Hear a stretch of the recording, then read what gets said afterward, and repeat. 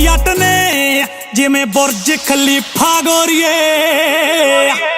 ਧੰਨਵਾਦ ਮੁੰਡਾ ਕਰੇ ਰੱਬ ਦਾ ਜਿਹਨੇ ਬਾੜ ਤੇ ਅਮਰੀਕਾ ਗੋਰੀਏ।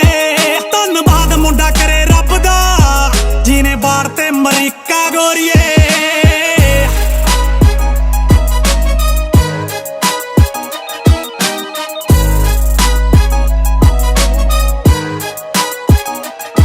ਭਾਵੇਂ ਛੱਡਤਾ ਪੰਜਾਬ ਪਰ ਦਿਲ ਚੋਂ ਨਹੀਂ ਕੱਢਿਆ।